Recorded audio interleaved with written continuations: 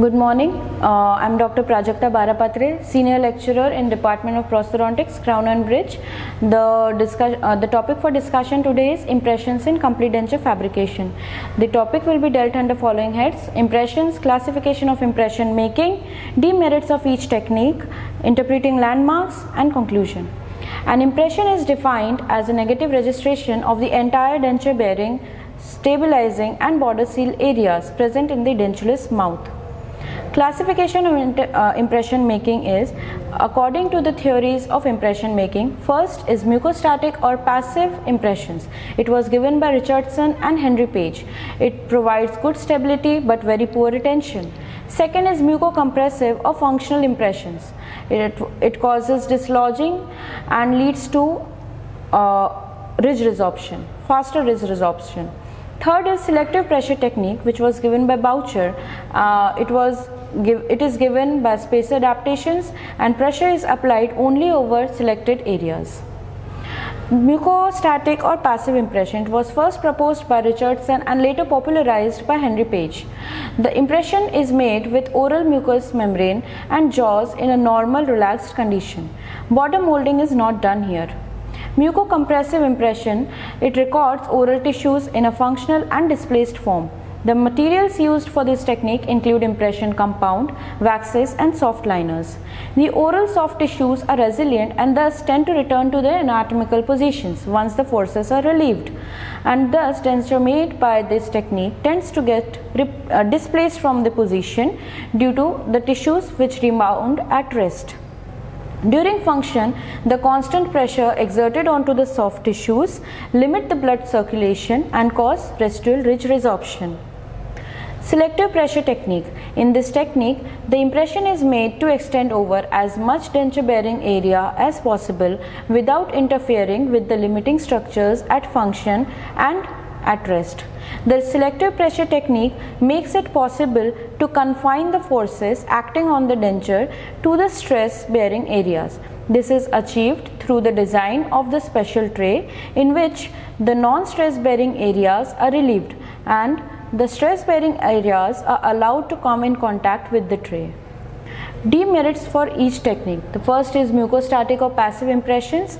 The second is mucocompressive or functional impression technique, whereas the third is selective pressure technique. For mucocompressive theory, it exerts excess pressure which could lead to increased alveolar bone resorption. Excess pressure is often applied to the peripheral tissues as well as the palates.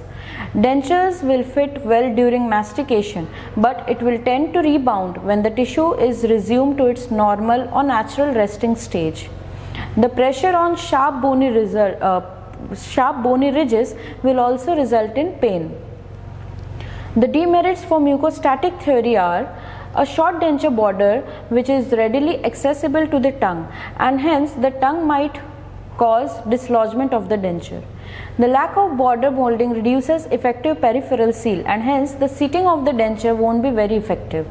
The short flanges may reduce support for the face, and hence the aesthetics will be compromised.